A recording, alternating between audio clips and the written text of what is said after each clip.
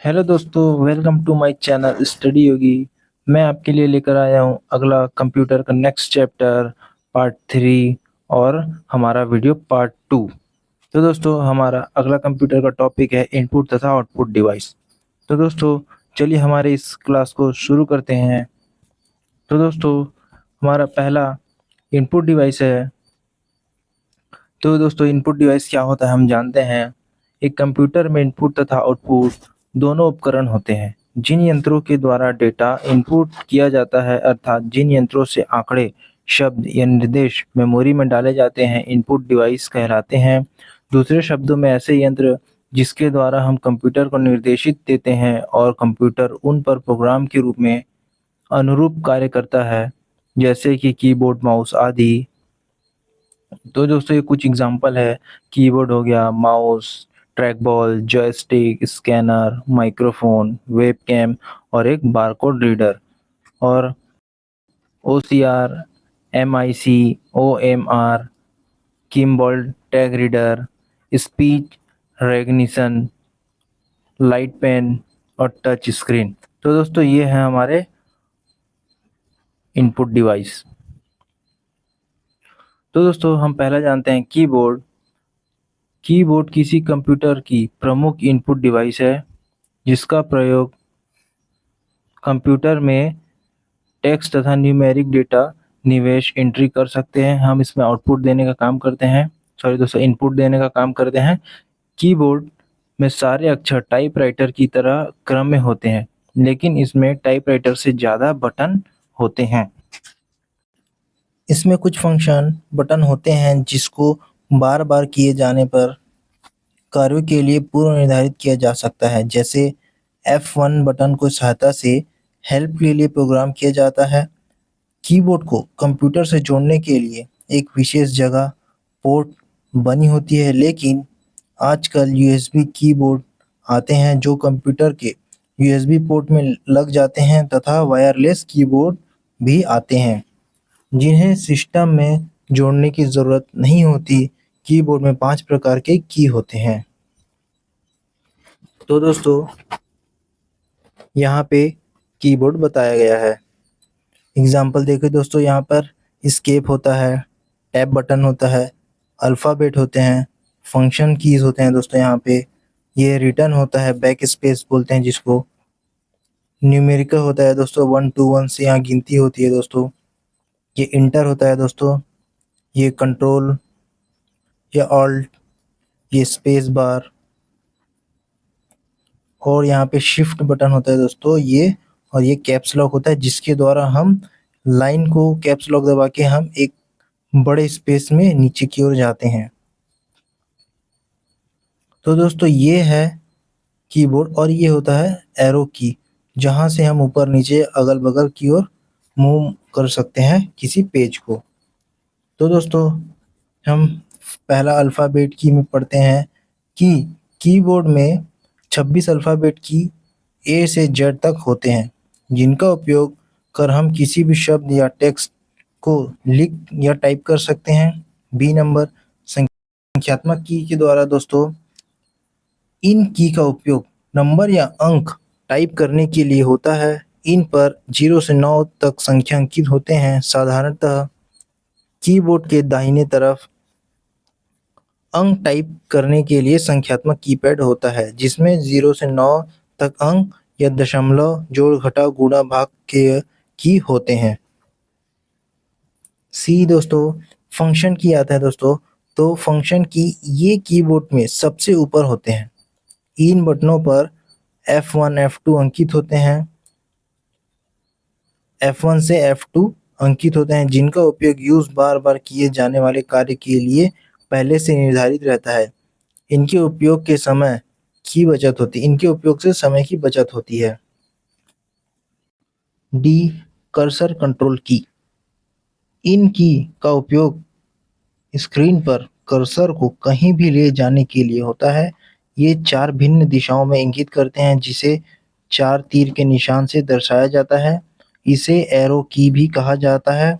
इसे दायां लेफ्ट, बायां राइट, ऊपर अप तथा नीचे डाउन एरो की कहते हैं। इसके ठीक ऊपर कर्सर को नियंत्रित करने के लिए 4 और बटन होते हैं जिन्हें home and page up page down भी कहते हैं। होम बटन के बारे में जानते हैं दोस्तों, कर्सर को लाइन के आरंभ में ले जाता है। एंड जो एंड होता है कर्सर को लाइन के अंत में ले जाता है। पेज अप कर्सर को एक पेज पीछे या एक पेज पहले ले जाता है। पेज डाउन कर्सर को अगले पेज पर ले जाता है। ई नंबर दोस्तों स्पेशल पर्पस की। स्पेशल पर्पस की होता है दोस्तों कैप्स लॉक की। तो कैप्स लॉक की के बारे में जानते हैं, यह एक टॉगल बटन है। टॉगल बटन अर्थात एक बार दबाने पर सक्रिय तथा दूसरी बार पुनः उसे दबाने पर निष्क्रिय हो जाता है। इसे सक्रिय रखने ऑन पर सारे अक्षर बड़े में लिखा जाता है जिसे कंप्यूटर में अपर केस कहते हैं। इसे पुनः दबाकर निष्क्रिय किया जाता है जिससे छोटे अक्षर इस लेटर या लोअर केस में लिखना आराम हो जाता है। तो दोस्तों कैप्स लॉक का काम सिंपल से भाषा में जब हम उसको ऑन करते हैं तो वो बड़े रूप में लिखाता है, कैपिटल लेटर में लिखाता है, और जब ऑफ कर देते हैं तो दोस्तों वो स्मॉल लेटर में लिखना शुरू हो जाता है। नम लॉक की। तो दोस्तों नम लॉक की है, यह भी एक टॉगल बटन है। इसके सक्रिय रहने से कीबोर्ड के ऊपर संख्यात्मक कीपैड सक्रिय ऑन रहता है, नहीं तो नंबर पैड डायरेक्शनल एरो के रूप में कार्य करता है। इसमें भी दोस्तों इसको जब ऑन करेंगे, नंबर की को ऑन करेंगे तो ये नंबर के तौर पे लिखाएगा, अदरवाइज ये ऑफ होता हो जाता है दोस्तों। शिफ्ट की, यह एक संयोजन बटन है। इसे किसी और बटन के साथ उपयोग करते हैं।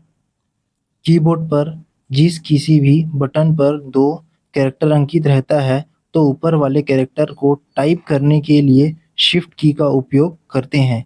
जैसे कि कीबोर्ड पर 2 के ऊपरी भाग में कैरेक्टर है, अतः को टाइप करने के लिए शिफ्ट के साथ बटन दबाते हैं तो टाइप होता है, नहीं तो 2 टाइप होगा।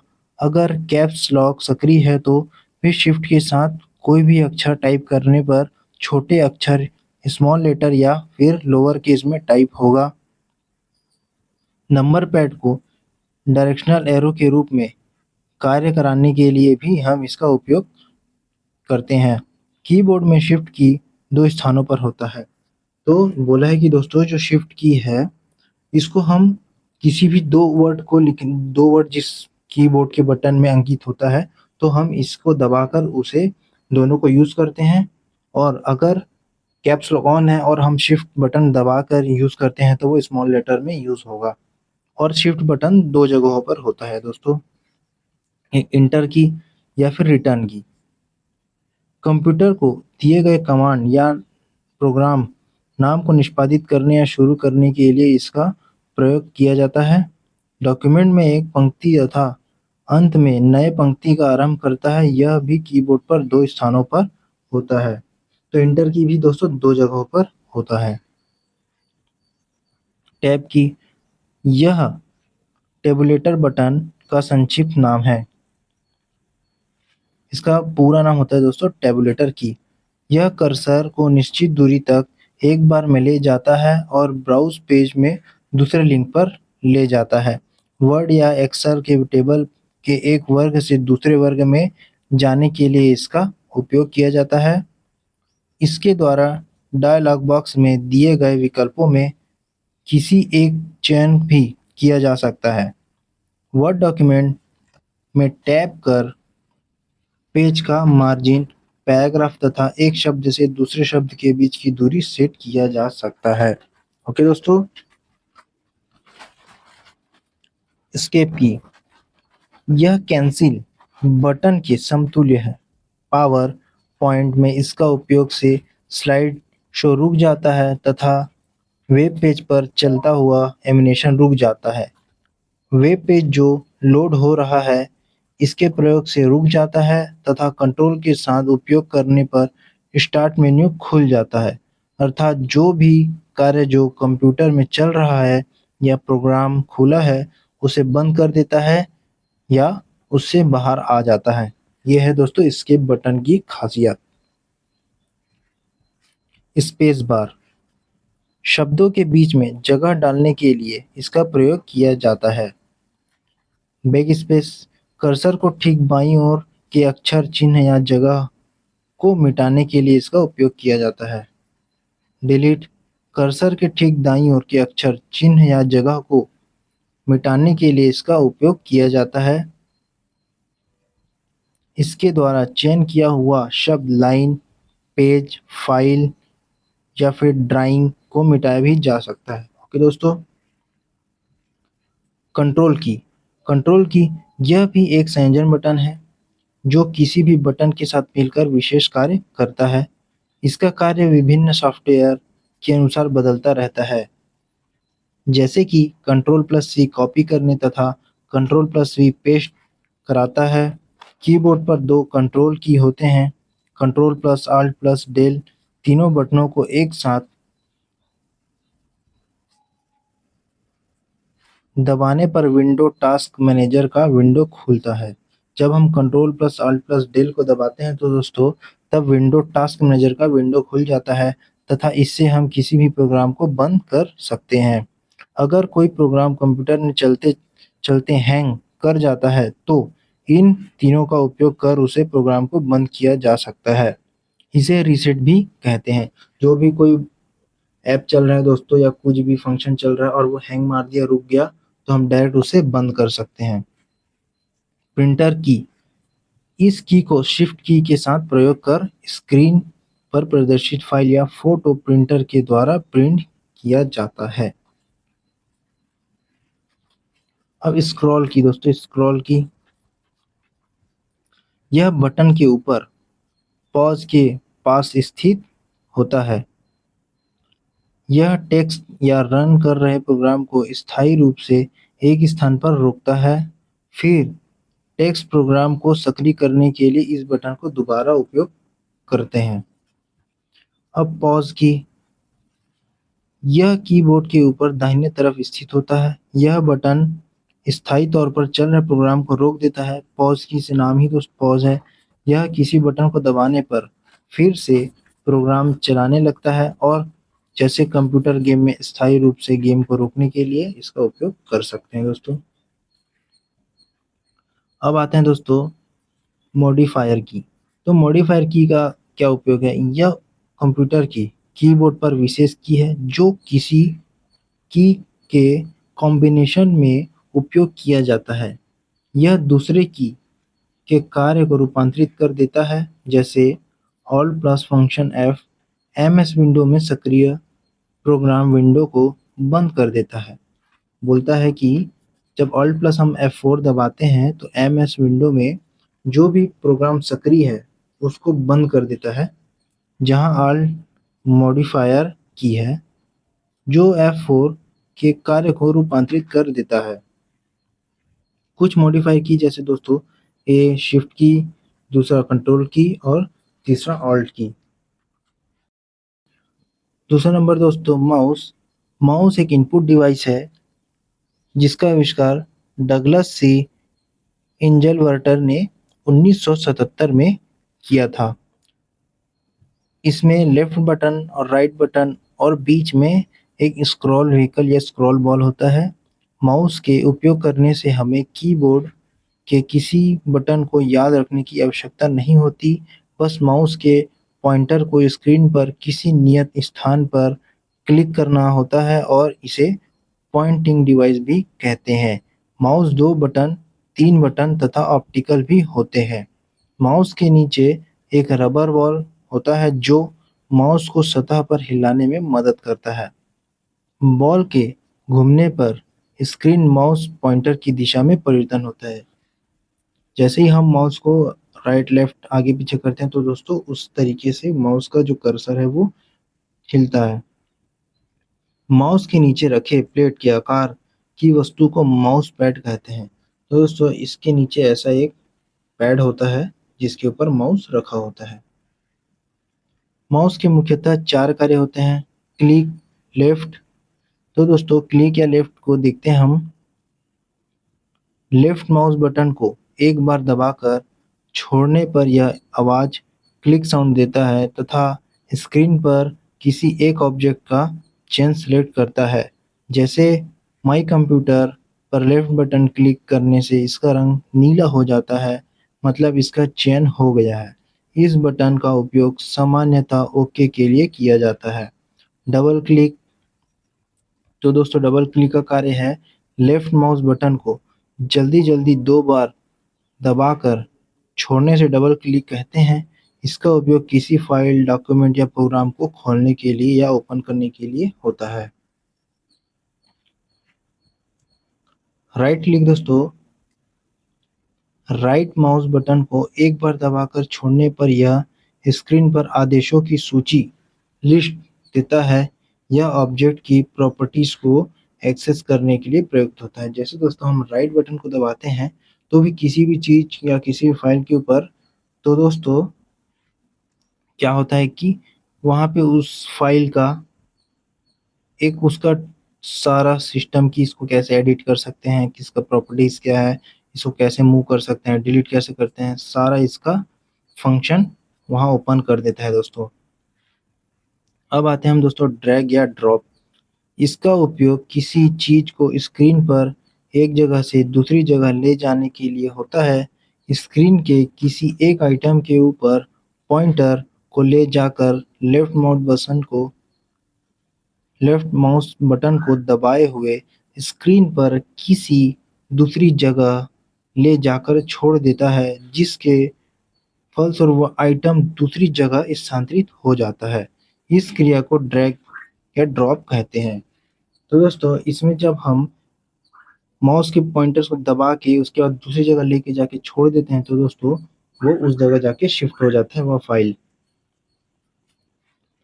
तीसरा आता है दोस्तों ट्रैक बॉल। यह माउस का एक ही विकल्प है। इसके ऊपर एक बॉल होता है जिसके हाथ से घुमाकर या पॉइंटर की दिशा में परिवर्तन किया जाता है। मुख्यतः इसका उपयोग चिकित्सा के क्षेत्र में, कैड या कैम में किया जा सकता है। फोर्थ नंबर दोस्तों जॉयस्टिक। यह एक इनपुट डिवाइस है जिसका उपयोग वीडियो तथा कंप्यूटर गेम खेलने में होता है। इसकी भी कार्यप्रणाली ट्रैक बॉल की तरह होती है, केवल बॉल की जगह इसमें एक छड़ी स्टिक लगी होती है। दोस्तों ये है एक जॉयस्टिक। फिफ्थ नंबर है दोस्तों स्कैनर। इसका उपयोग टेक्स्ट या चित्र, इमेज को डिजिटल रूप में परिवर्तित करने के लिए होता है। हम लोग स्क्रीन पर देख सकते हैं इस स्कैन चित्रों का उपयोग भिन्न भिन्न क्षेत्रों में किया जाता है। इस स्कैन चित्रों को मेमोरी या सीडी में सुरक्षित रखकर या कोई प्रोसेस या एडिटिंग किया जा सकता है। हम इसको स्कैन करके उस पर एडिटिंग कर सकते हैं, उसको सेव कर सकते हैं, मेनी टाइप्स के वहाँ उसमें एडिट कर सकते हैं। यह भी इनपुट डिवाइस है। यह फोटोकॉपियर मशीन की तरह दिखता है। काउंटर पर बैठे सेल्स क्लर्क किसी वस्तु का टैग स्कैन या सोर्स को डाटा ऑटोमेट कर सकता है। मतलब हम किसी भी डाटा को उसमें रख के स्कैन करके उसी तरह हम कंप्यूटर में फीड कर सकते हैं, लोड कर सकते हैं दोस्तों। Six number microphone.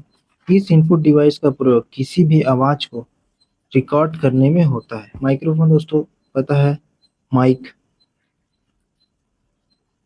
Seven number web cam. इसका उपयोग इंटरनेट पर फोटो देखने तथा फोटो लेने के लिए होता है। इसका उपयोग एक इंटरनेट की सहायता से दूसरे बैठे आदमी को फोटो देख सकता है, परंतु दूसरे व्यक्ति के पास भी वेबकैम उपलब्ध होना चाहिए। यह डिजिटल कैमरे की तरह होता है जिसे कंप्यूटर से जोड़कर इनपुट डिवाइस के रूप में उपयोग किया जा सकता है। दोस्तों ये है वेबकैम, ये है कैमरा, ये उसका स्टैंड।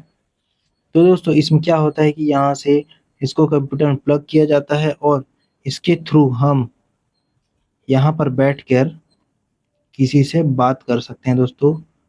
लेकिन सामने वाले के पास भी वेबकैम होना ज़रूरी है जिससे कि हम उसको यूज़ कर सकते हैं। अगर उस सामने वाले के पास लैपटॉप है तो दोस्तों उसको वेबकैम की इतनी ज़्यादा ज़रूरत नहीं पड़ेगी, लेकिन अच्छी पिक्चर क्वालिटी के लिए ज़रूरत पड़ सकती है।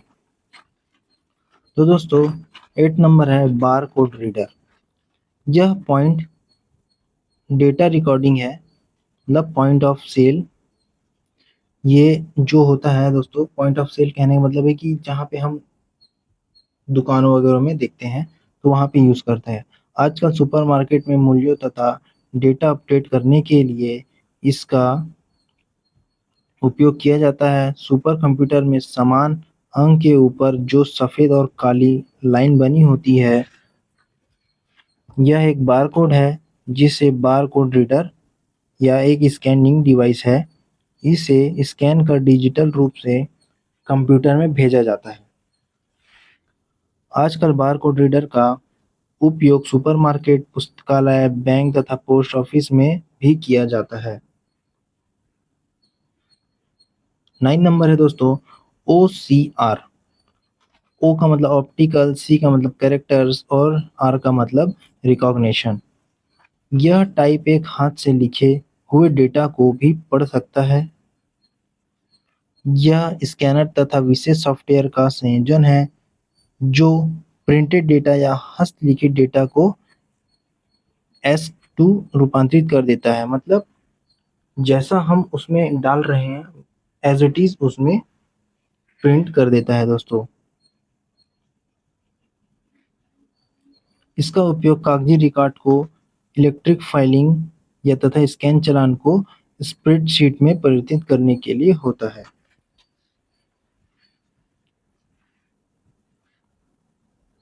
10 नंबर दोस्तों MICR। इसका दोस्तों M का मतलब मैग्नेटिक, I का मतलब इंक और C का मतलब कैरेक्टर और R का मतलब रीडर। खास चुंबकीय स्याही से लिखे अक्षरों या डॉक्यूमेंट को इसके द्वारा पढ़ा जाता है या कंप्यूटर में संग्रह किया जाता है। बैंकों में इस तकनीकी का व्यापक उपयोग होता है। चुंबकीय स्याही और विशेष फॉन्ट को संयोजन से प्रति घंटे हजारों स्कैन चेक किया जा सकता है, जिससे समय की बचत तथा तीव्र गति से कार्य संपादित किया जाता है। इसके द्वारा दोस्तों किसी भी प्रकार की फास्ट प्रोसीजर को एक्टिव कर सकते हैं। जैसे बैंक में बहुत सारे चेक स्कैन होते हैं, उसे चेक करके काम को तीव्र गति से बढ़ाया जा सकता है। 11 नंबर दोस्तों OMR, ऑप्टिकल मार्क रीडर। ये भी एक इनपुट डिवाइस है जिसका प्रयोग फॉर्म या कार्ड पर विशिष्ट स्थानों पर डाले गए चिन्हों को पढ़ने में होता है। इसमें उच्च तीव्रता वाले प्रकाशीय किरणों को डालकर चिन्हों को पढ़ा जाता है। इसका उपयोग लॉटरी टिकट, ऑफिशियल फॉर्म तथा वस्तुनिष्ठ पुस्तिकाओं को जांचने में होता है। ये देखो दोस्तों, ये है OMR शीट। यहाँ पे dot dot dot dot. 12 number दोस्तों किमबॉल टैग रीडर। किमबॉल टैग रीडर एक छोटा सा कार्ड है जिसमें छेद पंच रहते हैं, जैसे किसी दुकान में कपड़े में लगा होता है, जिसे खरीदने के बाद निकाल दिया जाता है और कंप्यूटर केंद्र में प्रोसेसिंग के लिए भेज दिया जाता है। 30 नंबर दोस्तों 30 नंबर दोस्तों स्पीच रिकॉग्निशन सिस्टम। जो स्पीच रिकॉग्निशन सिस्टम है, स्पीच रिकॉग्निशन माइक्रोफोन या टेलीफोन द्वारा बोले गए शब्दों के सेट को पकड़कर ध्वनि में परिवर्तित करता है तथा रिकॉग्नाइज्ड शब्दों को कमांड और नियंत्रण, डाटा प्रविष्टि और दस्तावेज तैयार करने के लिए प्रयोग किया जाता है।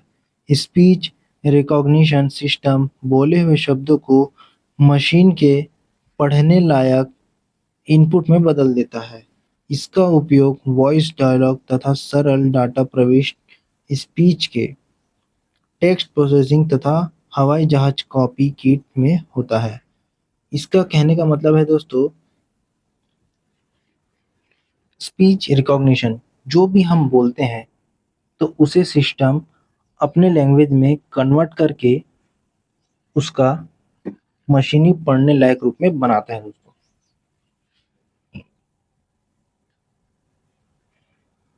ये देखो दोस्तों, ये है एक मशीन और ये है केबल और ये है ईयरफोन लगा है दोस्तों, जिसको ये बोलेगा और यहाँ से कन्वर्ट होके उसको आउटपुट देगा जो ये बोला है उसके अनुसार। 40 नंबर दोस्तों प्रकाशीय कलम या लाइट पेन बोलते हैं दोस्तों। यह एक इनपुट डिवाइस है। इसका उपयोग डायरेक्ट स्क्रीन पर कुछ भी लिखने के लिए या चित्र बनाने में होता है। तो दोस्तों ये है लाइट पेन। हम डायरेक्ट टच स्क्रीन पे हम डायरेक्ट कुछ भी बना सकते हैं दोस्तों, या फिर इसका एक पैड होता है जिस पे हम लिख कर स्क्रीन पे कोई भी डायग्राम बना सकते हैं।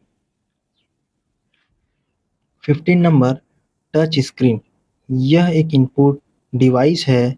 जब इस स्क्रीन को स्पर्श करते हैं तो यह पता चल लगता है कि इसमें इसे कहाँ स्पर्श किया जा गया है।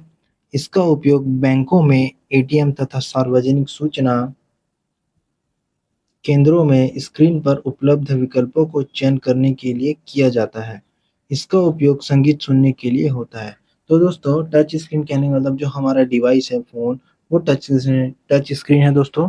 और हम किसी भी चीज़ को उसमें टच करते हैं तो हमें वो फाइल ओपन हो जाता है, या फिर इसका बहुत सारे एटीएम मशीनों में भी इसका उपयोग होता है। अब दोस्तों आउटपुट डिवाइस के बारे में पढ़ते हैं हम। ये ऐसे उपकरण हैं जो प्रोसेस के उपरांत रिजल्ट देते हैं या फिर प्रदर्शित करते हैं। इसके द्वारा कंप्यूटर द्वारा प्रोसेस्ड जानकारी को देखते या ग्रहण करते हैं। कुछ आउटपुट डिवाइस निम्नलिखित है, जैसे एक फर्स्ट नंबर है मॉनिटर, दूसरा प्रिंटर, तीसरा स्पीकर, चौथा प्लॉटर और पांचवा है स्क्रीन इमेज प्रोजेक्टर। तो दोस्तों फर्स्ट नंबर है मॉनिटर। यह एक इनपुट डिवाइस है जो चित्र या प्रोसेस इनपुट के रिजल्ट को स्क्रीन पर प्रदर्शित करता है। यह कंप्यूटर तथा यूजर के बीच संबंध स्थापित करता है। मॉनिटर की गुणवत्ता की पहचान डॉट पिच या रिजोल्यूशन, रिफ्रेश रेट से किया जाता है। कहने का मतलब है दोस्तों, जब हम कुछ भी इसमें आउटपुट देते हैं तो इस स्क्रीन में हमें उसका पहले चित्र दिखाता है दोस्तों, फिर उसके बाद वो सही है या गलत है हम उसकी पहचान कर सकते हैं। कंप्यूटर की समस्त सूचनाएं देखने के लिए इस डिवाइस का प्रयोग किया जाता है। इसकी सारी सूचनाओं को देखने के लिए इसे वीडियो विजुअल डिस्प्ले यूनिट भी कहते हैं। इस डिस्प्ले आकार को डायगोनली मापा जाता है।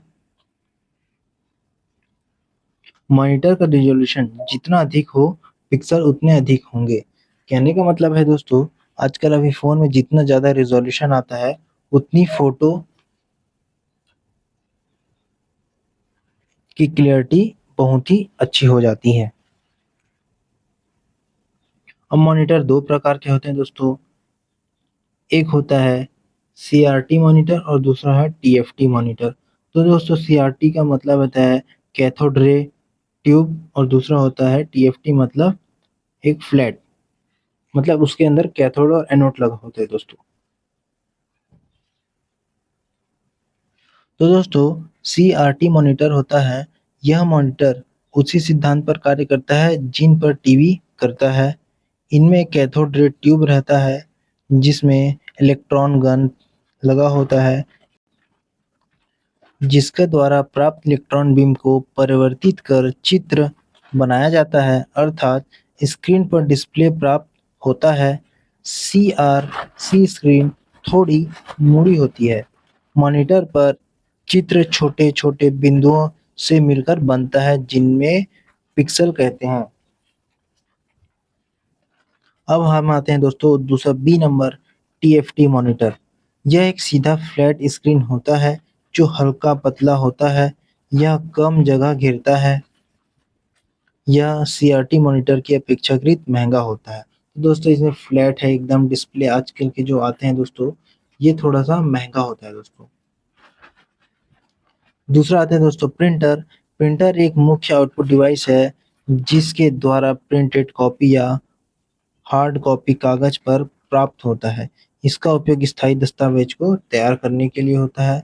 प्रिंटर के प्रकार है दोस्तों, 3 प्रकार होते हैं। पहला कैरेक्टर, लाइन और पेज प्रिंटर। तो दोस्तों पहला हम पढ़ते हैं कैरेक्टर प्रिंटर। यह एक बार में एक कैरेक्टर प्रिंट करता है। इसे सीरियल प्रिंटर भी कहते हैं। कैरेक्टर प्रिंटर 200 से 450 कैरेक्टर सेकंड में पर सेकंड में प्रिंट कर सकता है। और लाइन प्रिंटर होता है दोस्तों, यह एक बार में एक लाइन प्रिंट करता है। यह तीव्र गति से कार्य करता है। लाइन प्रिंटर 2 से 2000 कैरेक्टर प्रति मिनट प्रिंट कर सकता है। ये इनकी पेज निकालने की क्षमता होती है दोस्तों। यह एक बार में पूरा पेज प्रिंट करता है। यह विशाल डेटा का प्रिंट लेने में सक्षम होता है। अब हम आते हैं दोस्तों प्रिंट करने के तरीके के अनुसार प्रिंटर की दो प्रकार होती है। ए है इम्पैक्ट प्रिंटर। उसके इम्पैक्ट प्रिंटर यह एक कागज, रिबन तथा कैरेक्टर तीनों पर एक साथ जोड़ कर डेटा प्रिंट करता है। इम्पैक्ट प्रिंटर के भी प्रकार होते हैं। तो दोस्तों पहला है डॉट मैट्रिक्स प्रिंटर। यह एक कैरेक्टर प्रिंटर है जिसमें एक प्रिंट हेड होता है जो आगे पीछे तथा ऊपर नीचे घूमता है। यह स्याही लगे रिबन पर जोड़कर प्रिंट करता है। यह 80 कॉलम तथा 132 कॉलम दो तरह की क्षमताओं में आता है। इनमें प्रिंटिंग खर्च बाकी प्रिंटरों की अपेक्षा कम आता है, लेकिन प्रिंट की गुणवत्ता और स्पीड दूसरे प्रिंटरों के मुकाबले कम होती है। इसमें एक बार में केवल एक रंग का प्रिंट लिया जा सकता है। तो दोस्तों डॉट मैट्रिक्स प्रिंटर तो आप जानते ही होंगे, जो हम कलर फोटो निकालते हैं उसमें एक बार में एक ही कलर फोटो निकाल सकते हैं। इसलिए इनमें मोनो प्रिंटर भी कहते हैं। इसकी क्षमता को डीपीआई डॉट पर इंच में मापा जाता है। दोस्तों दूसरा है डेजी व्हीकल प्रिंटर। इसका क्या काम है दोस्तों जानते हैं। यह एक भी कंप्यूटर प्रिंटर है जिसमें प्रिंट हेड की जगह डेजी व्हीकल लगा होता है जो प्लास्टिक या धातु का बना होता है। व्हील के बाहरी छोर पर एक अक्षर को प्रिंट करने के लिए डिस्क को घुमाना पड़ता है। जब एक पेपर तथा अक्षर सामने न आ जाए तब हैमर व्हीकल पर चोट करता है। जब पेपर उसके सामने आ जाता है तभी जो हैमर है वो पेपर पर चोट करता है तथा अक्षर रिबन को जोड़कर कागज पर एक अक्षर प्रिंट करता है। इसे ग्राफ या चित्र प्रिंट नहीं किया जा सकता। ओके दोस्तों, इससे हम चित्र प्रिंट नहीं कर सकते, सिर्फ हम लिख सकते हैं। यह एक शोर करने वाला तथा धीमी छपाई का मशीन है। कहने का मतलब है दोस्तों, इसका मतलब है दोस्तों एक टाइपराइटर की तरह काम करता है। B number non impact printer. यह ध्वनि मुक्त प्रिंटर है क्योंकि इसमें प्रिंटिंग हेड कागज पर चोट नहीं करता। नॉन इम्पैक्ट प्रिंटर भी कई प्रकार के होते हैं। जैसे पहला है इंकजेट प्रिंटर। यह नॉन इम्पैक्ट प्रिंटर कैरेक्टर है। यह इंकजेट तकनीकी पर कार्य करता है। यह दो तरह के होते हैं, मोनो और रंगीन। इनमें स्याही के लिए कार्ट्रिज लगाया जाता है। स्याही को जेट की सहायता से छिड़क कर कैरेक्टर तथा चित्र प्राप्त होता है। इसकी गुणवत्ता तथा स्पीड दोनों कम होती है तथा इसमें प्रिंटिंग खर्च भी ज़्यादा आता है। ओके दोस्तों, ये जो है आज के कंप्यूटर है। इसमें कार्ट्रिज लगा होता है, यहाँ से पेज डाला जाता है। दूसरा नंबर है दोस्तों लेजर प्रिंटिंग। यह तीव्र गति का प्रिंटर है। इसमें लेजर बीम की सहायता से ड्रम पर आकृति बना बना होता है। लेजर बीम ड्रम पर डालने के फलस्वरूप विद्युत चार्ज होता है। तब ड्रम को टोनल में लुढ़काया जाता है जिससे टोनल ड्रम के चार्ज भागों में लग जाता है। इसे ताप दाब के संयोजन से कागज पर स्थानांतरित कर दिया जाता है जिससे प्रिंटर प्राप्त होता है। यह थर्मल तकनीकी पर काम करता है। यह दो तरह के होते हैं, मोनो और रंगीन। इसमें भी दोस्तों दो टाइप है। इसकी गुणवत्ता और स्पीड दोनों बाकी प्रिंटरों की तुलना काफी बेहतर होती है। ये थोड़ा स्पीड काम करता है दोस्तों लेजर प्रिंटर। इस इससे दोस्तों फोटो प्रिंट किया जाता है। फोटो यहाँ पर कार्ड डाला जाता है, यहाँ से भी कार्ड डाला जाता है, यहाँ से इनपुट होता है दोस्तों। ये आउटपुट है, ये इनपुट है। यहाँ पे स्विच होते हैं, डिस्प्ले वगैरह। तीसरा है दोस्तों थर्मल प्रिंटर। इसमें थर्मोक्रोमिक कागज का उपयोग किया जाता है। जब कागज थर्मल प्रिंटर हेड से गुजरता है तो कागज के ऊपर स्थित लेप या कोटिंग उस जगह काला हो जाता है जहां यह गर्म होता है तथा प्रिंट प्राप्त होता है। यह डॉट मैट्रिक्स प्रिंटर की तुलना में तीव्र ध्वनि रहित होता है। इसमें प्रिंटिंग की गुणवत्ता अच्छी होती है। तो दोस्तों ये बिल जनरेट करने के लिए होता है दोस्तों, जहाँ पे बिल यहाँ से निकलता है। तीसरा है दोस्तों स्पीकर। यह भी एक आउटपुट डिवाइस है जो अक्सर मनोरंजन के लिए उपयोग होता है। यह ध्वनि के रूप में आउटपुट देता है। इसके लिए सीपीयू में साउंड कार्ड होना आवश्यक है। इसका उपयोग प्रायः संगीत या किसी तरह ध्वनि सुनने के लिए होता है। चौथा है दोस्तों प्लॉटर। यह आउटपुट डिवाइस है जिसका उपयोग ग्राफ प्राप्त करने के लिए होता है। इसका मुख्यतः उपयोग इंजीनियर, चिकित्सक, वास्तुविद, सिटी प्लानर आदि करते हैं। यह ग्राफ रेखाचित्र जैसे आउटपुट प्रदान करता है।